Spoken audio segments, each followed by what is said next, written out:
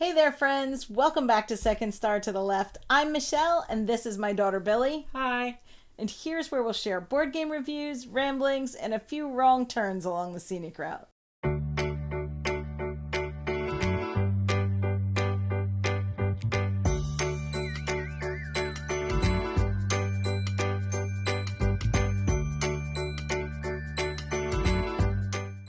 The moment we've all been waiting for. Okay, maybe it's just the moment we've been waiting for. But we are finishing up rolling into the new year. Woohoo! It took us 2 whole months, but we are finishing it up with our top 10 roll and writes. Billy and I each made a list, and we don't know what's on each other's list. I have a pretty good hunch what's not on her list. But a couple things. One, during the course of these videos, we tried to show you as many different kinds as we could, but we definitely could not show you every roll and write that we have. So hopefully you're finding some great ones out there on your own, and if we didn't mention it, throw it down there in the comments and share with everybody. Some of the roll and writes that are newer didn't move up on the list as high just because we haven't had time to play them as much. So there's a bit of Recency unbiased? Recency unbiased? Is that a thing?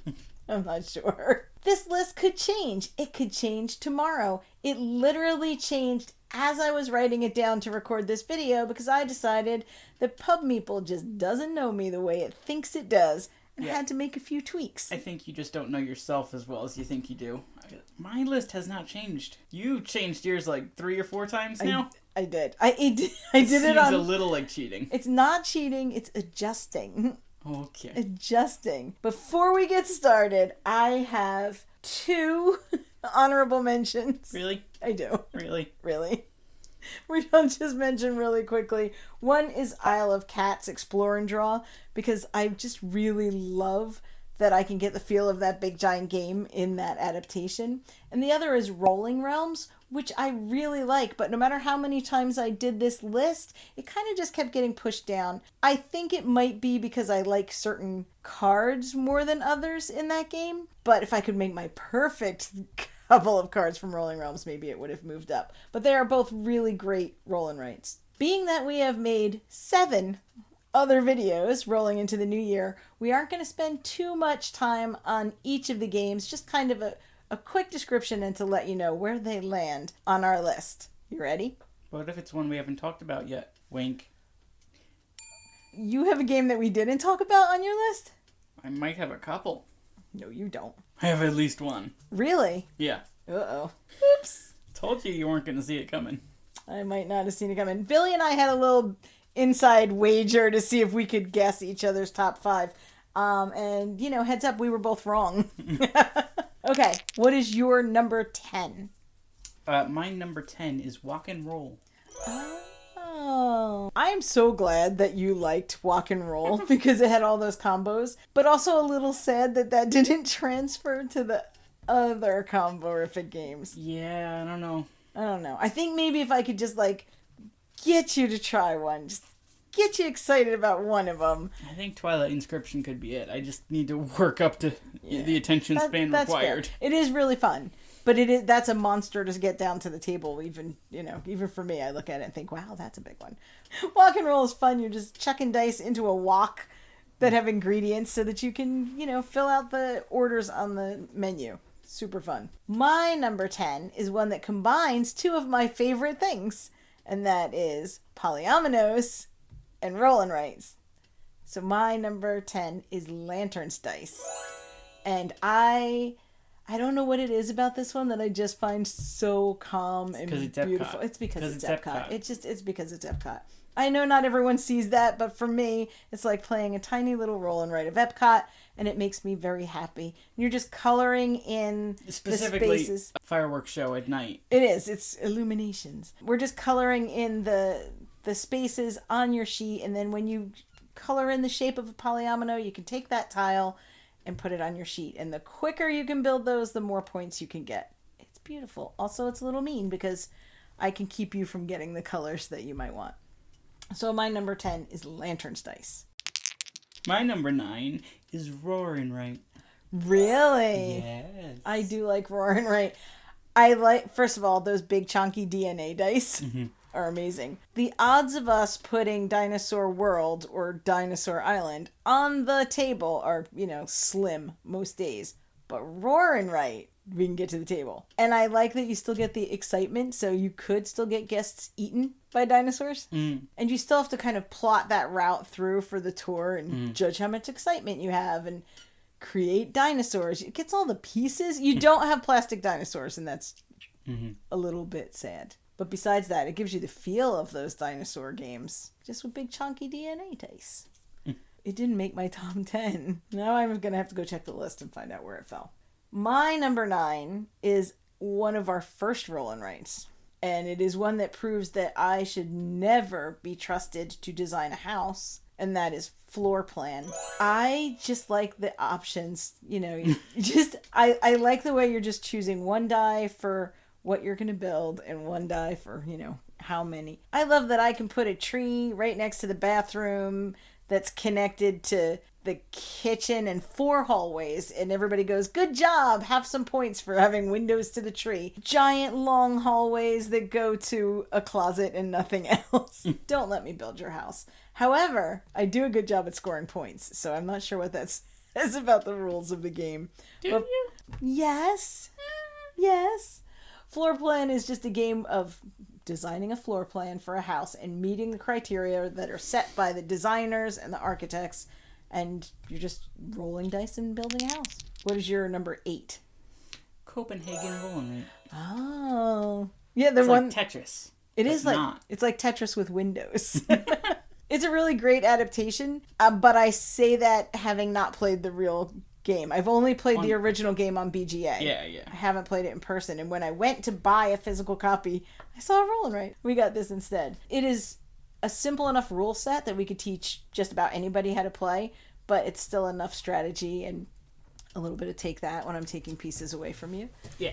My number 8 is the smallest roll and write on this list. It is one of the newest roll and writes on this list, and it is probably the one I played the most this month, which, given that all we did all month was play roll and writes, is saying something, and that is Skulls of Sedlec Dig and Write.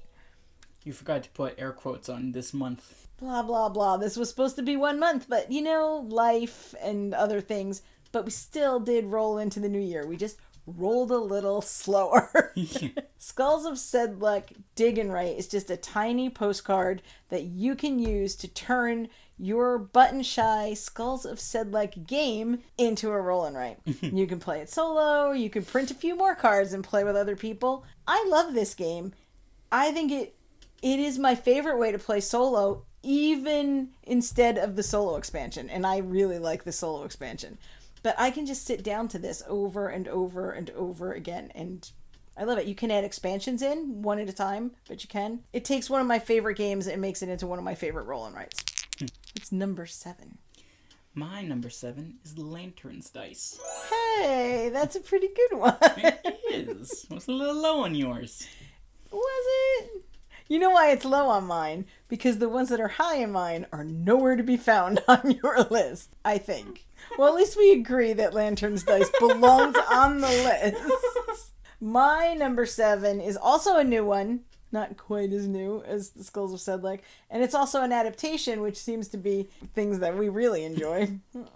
And that's Joan of Arc, which is a draw and write.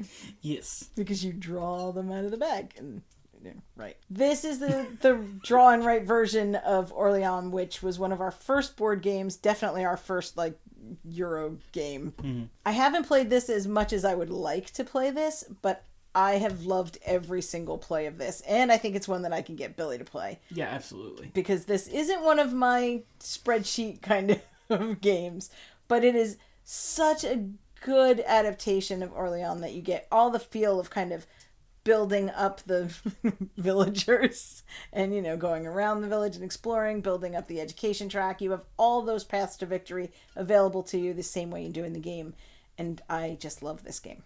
Your number 6? My number 6 is Floor Plan. Yours are a different level than mine. Now, we got floor plan the Winchester Mystery House, but we just haven't played it. I've still not gotten a chance to try it, yeah. And I haven't played it enough for it to move up on this list. I'm expecting to really like Winchester Mystery House. I only got to play it a few times, and while it has the same kind of core as the original, it adds so much to have a second floor that you're building on top of it, and then you have to decide where the stairs go and how to meet the requirements a little differently.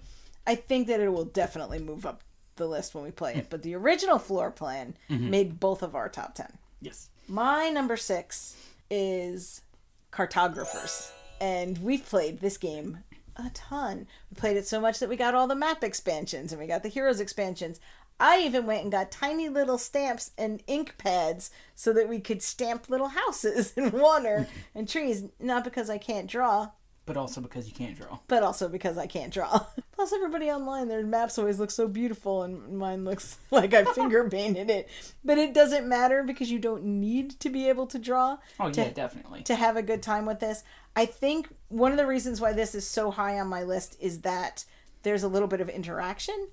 Because when the goblins come out, then I pass it over and, and also get someone else's to just kind of wreak havoc, putting goblins in the worst possible place for people, and then hand it back and let them try and finish their map. It's just a game about mapping out the lands, and I really, really enjoy this one. All right, what is your number 5? My number 5 is Cartographers, a role player tale. That's what it's called. Yeah, Cartographers. So we were really close on this one. I don't think we're gonna have any crossovers. This might be as close as we get. Yeah, 6 and 5. It might be as close as we get. No, I really, really enjoy drawing out everything, or stamping out, as the case may be. If you're going to play this one, I highly suggest colored pencils or colored markers or something, just to make your life a little bit easier. I do have fine pencil. I have stamps. I've only ever used pencil. Maybe if you're nice, I'll let you use the stamps.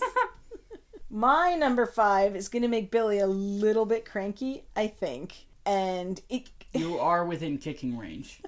Once we get up to the top 5, it's so hard for me to compare them and rank them next to each other because I love all of these games so much. Do not kick me. My number 5 is a flippin' right, and that's Castle Party. You're breaking my heart. You're actually breaking my heart. Castle Party is this adorable game about inviting... This is not a gag. Inviting monsters. I'm dying over here. To the party. 5? 5. It's 5. Oh. But I said I readjusted this list, and this one is one that got bumped a little bit. So Pub Meeple said you like this more, and you said, no, I hate it. No, I didn't. I just think my top 5 are, for the most part, really different, and it's hard for me to rank them. But Castle Party, if we played it 3 times next week, it might move up to number 1. It might move closer to number 1. But number 5 for me is Castle Party. Hey, what's your number 4? Explorers. Oh, yeah. Traveling by map. Yes.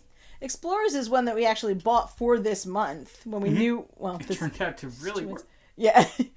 When we knew we were going to do Rolling into the New Year, we did pick up a few extras, and Explorers was one of them. And we almost passed on it because I had heard a few people give kind of mixed reviews, but we really enjoyed Explorers. Mm-hmm. And it is Billy loves to play games that let you travel by map. This is one of the best. Right up there with Merchant's Guild or Guild of Merchant Explorers. Yeah, say two travel by map games that Billy loves. Uh-huh. My number 4 is going to surprise a lot of people. It surprised me, and I've adjusted this list up and down and up and down. But my number 4 is Three Sisters. That seems about right. It is about right. Three Sisters is a game that I love. It is a theme that I like maybe more than some of them that are higher up. And I've played this game so often, mostly solo. No matter how many times I try to get Billy to play this when we get it to the table, and it's just not going to be her thing. And that's okay. I try. I know. And all games are not for everybody, so that doesn't make it a good or a bad game. Right. Yeah, no, I have no, negative opinions about the game. Right. It's just... Three Sisters is one of those combo-rific trio that I love with Motor City and Three Sisters and one other one that might show up in a little bit. It is combo after combo after combo while you are trying to plant and grow a garden and make sure everything gets watered, grow some fruit in the orchard, pick up some tools in the shed, and all the while you're playing solo, yell at Farmer Edith. So while Three Sisters is number 4 today, it could land anywhere, any day. What is your number 3? We're creeping up there, and I haven't heard some that I thought I would hear lower down. My number 3 is Rustling Leaves. Really? Yeah. We didn't talk about that. No, we didn't. I told you so. Rustling Leaves. You didn't believe me, did you? No, I didn't, and that's such a good one. It's so beautiful and relaxing, and it takes place over 4 seasons, and you're grouping together like trees and bees. And, well, it depends on the season what exactly you're trying to group together and get bonuses for having, like, flowers with a bee or things like that. And Flowers. Flowers with a bee. No. Oh, my God. Flowerbs. One of the things I really enjoy thematically is that in the spring you can't go across the river to group things together because it's too muddy or the water's too high, and so thematically you can't. But in the winter you can draw across the river because it would be frozen over and you could cross it. It's really beautiful. Now I'm feeling bad that we didn't cover this one. Yeah. We did cover it in a video a while back though, in a small space. Like a long time ago. My number 3 is one that we've talked about a lot, and that is Fleet, the dice game. I had to keep going back and forth between Fleet and Three Sisters and Fleet and Three Sisters for where they fell on this list, and honestly, it could have gone either way.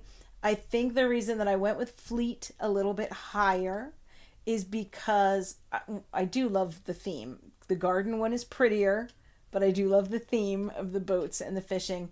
But also, it's the one that I have more plays with, and it's the one that I've had for the longest. So there's a bit of that in there. So my number 3 is Fleet, which again, combos, and more combos while fishing. All right, we're getting close. What's your number 2? My number 2 is Railroad Inc. And I put that as kind of a combo of all the different versions of it. Guess what? Is yours also? We have a crossover. Nice. We have one whole crossover. My number 2 is Railroad Inc. And yes, it is all of Railroad Inc. because we have them all smashed in one box now anyway. We do. We keep it all together. So the lush green, the blue, all of the expansions, they're all kind of just smushed into one box. Railroad Inc. is probably my favorite one to just take out and throw some dice. It is one of my favorite ones to show new people. It is one of my favorite to play on BGA, so go ahead, invite me. I will play Railroad Inc. with you whenever you want. I'm really happy that Railroad Inc. is 2 on yours as well as mine. Mm-hmm. So it's a pretty good game. It is a good game, and it doesn't take up a lot of space, and you can just play it wherever and whenever. Okay. I would do a drum roll, but my dog would bark really loudly. Yes, so he would. I will add a drum roll. Ready? Okay. Billy's number 1. I can't hear it. Play it louder. Okay. My number 1 is Castle Party. You monster. Well, that's appropriate. You're a because terrible person. monsters go in Castle Party. I kind of figured, and by the way, I guessed this was your Literally number 1. worse than Dracula. But Dracula's so cute in this game. No, he's not in it. Vampires are. One of those vampires thinks he's Dracula, I am sure. Good for that vampire. That doesn't make him Dracula. So pretty much you're saying anytime I offered, you would play Castle Party. Pretty much. Pretty much. They need to put this on BGA so that everybody can make you play. They really do. I was going to say the BGA adaptation of Railroad Inc. is really good, too. It really is. It is. But Castle Party is your number 1. It is. And I also know your number 1. How do you know my number 1? My number 1 is Hadrian's Wall. I'm shocked. You're shocked, yes. But here's the thing. I wasn't sure. And we did that pub meeple over and over and over. Or at least I did pub meeple. Yeah, I did it once and was kind of just cool with my results. No matter what I did, no matter how I did it, Hadrian's Wall always came out on top. And I think it's just because I love how many different ways you can approach this game. I like that there are attacks that you have to defend. I like that you can handle the components. It's very tactile. And sometimes in those combo-rific games that I love so much, I lose track of if I spent the bonus or not. So in Hadrian's Wall, I'm holding the bonus in my hand, and I can just, trade a little blue guy for a little purple guy, and trade a little purple guy to get a brick for the wall, and then build the wall up so that when the Picts attack, I can defend it. I can build a temple. I always build a theater. That's just preference. Because I think every place should have a theater. I know that it is a heavier one. I know that it's probably not for everyone. But Hadrian's Wall is my number one roll and write. What did you think? Did you guess what ours were? Yes. Not you. You guessed my number one. Yes. Easily. Before I got to number 3? Show the outtakes. I guessed it. There was never a doubt that it would be your number one. I had no doubts. I had doubts. Let us know in the comments if these were where you thought they would be and what your favorite roll and writes are. Thank you for watching. If you like what you see, or if you'd like to keep watching until we get one right, then please like, subscribe, and share. If you want to find us elsewhere on social media, like in our Discord, all that information will be down below. As always, open tables, open minds, and play yourselves. Bye! But Walk and Roll is not that much more than Hadrian's Wall. It's just physically bigger. Maybe. No, it's longer, though. I mean, it's... Yeah, but is it more complicated? It's differently complicated. Okay. But Walk and Roll... Have fun with your spreadsheet. What's your favorite part of Lanterns Dice? I don't know. Is it the lanterns or the dice? I like it because it's fun. Oh, It's good. Stupid. Number 2. It's gotta get cut. So it's... Yeah. Yeah, there's a lot of yeahs, and here we're gonna have to cut out 10 of them. Yeah. Either or. Either or. Don't put that in. We just watched Shrek 4 for the first time. All of that stays out.